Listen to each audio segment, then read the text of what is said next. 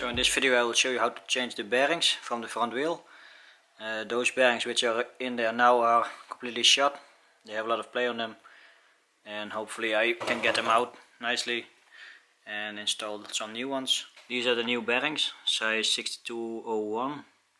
You need 2 of them, of course. Hopefully it will be easy to install, and you can see the process in this video.